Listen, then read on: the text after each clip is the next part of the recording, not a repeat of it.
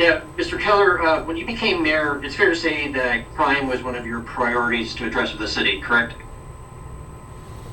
Yes. Is it fair to say that you made it one of the focuses of your campaign in 2017, right? Well, I did because it had to be. I think crime was a growing problem, and so yes, I did. But also, it's what people knew inherently had to be dealt with at the city. We can go to Exhibit 2, please. This is a August 8, 2017 article in the Albuquerque Journal where they addressed your crime fighting plan as a candidate. And they quote you as stating, quote, "This is the mayor's responsibility. It's the mayor's job to actually address crime in Albuquerque, and that's what I want to do as the next mayor of Albuquerque," correct?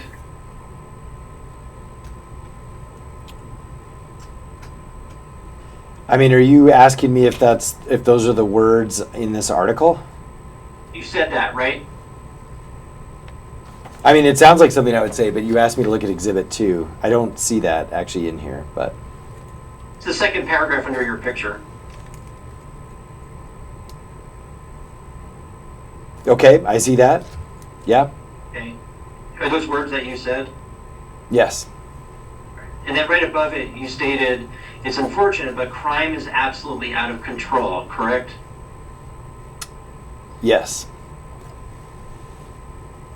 And then on the next page, in the third paragraph, in the fourth paragraph under your picture, the reporter wrote, "Keller said he would bring a civilian chief of public safety to oversee reforms across all public safety departments."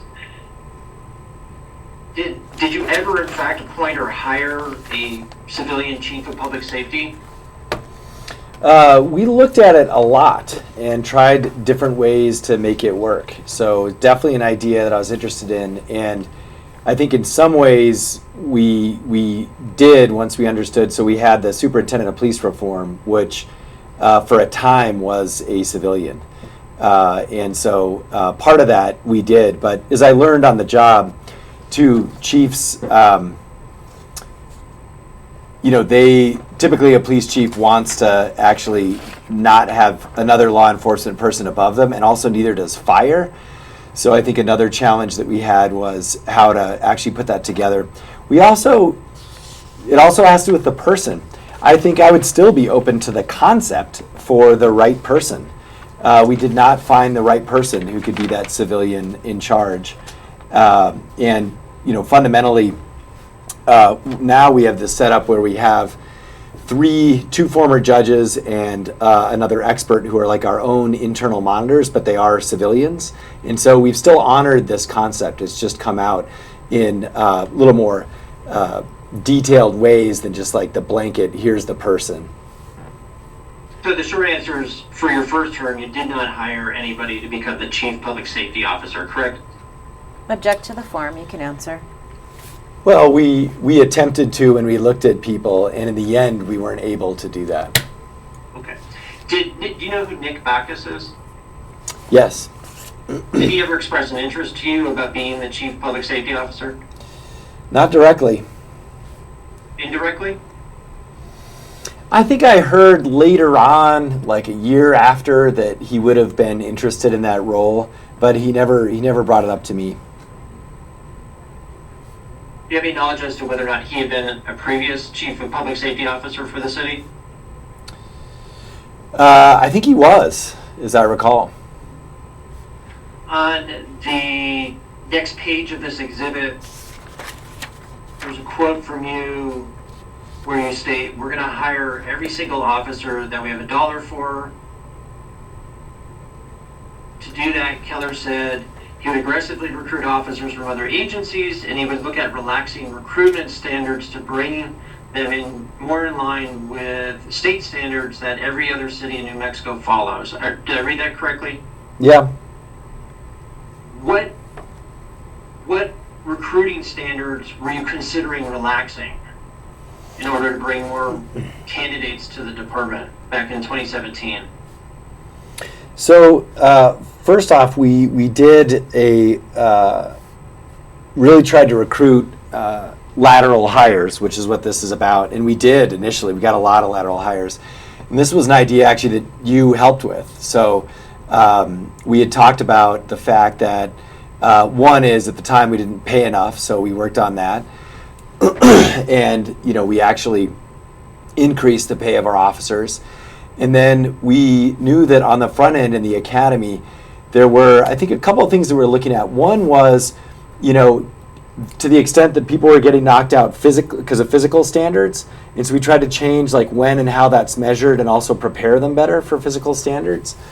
I think another area that we looked at was, I don't recall exactly where we landed, but some of the educational requirements.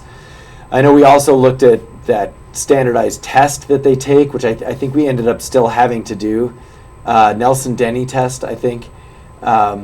So we looked at a number of these areas to do exactly what that quote says. So in terms of, if I understand your answer, in terms of relaxing those standards, it was reducing the physical fitness standard to gain admission to the academy, reducing educational standards. Was that the college degree requirement and just going back to a high school or GED requirement, or was some college requirement still mandatory? Object to the form. You can answer. I believe some is still there. And again, I don't recall where we landed, but those were all things that we looked at. And are you aware of whether or not there's been any other relaxation of standards to become a Albuquerque Police Department cadet as you sit here today?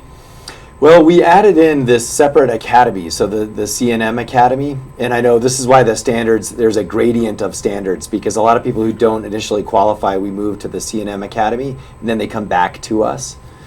And so the standards now are much more nuanced because of that.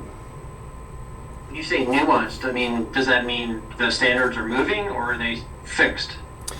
The standards depend on if you're going PSA, CNM, or right into the academy.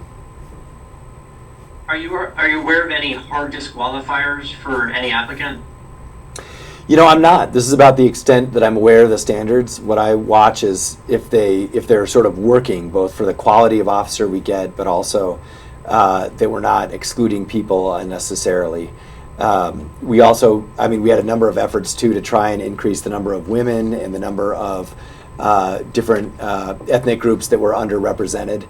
And so those are the kinds of things that I watch, but I've never, I leave it to the staff to determine the details in terms of what the standards actually are in paper. Leave it to the experts on that. If a given candidate has a felony conviction on their record, are they still a viable candidate to become a cadet for the police academy? I don't believe so, but again, that's something that, I would just look at the standards.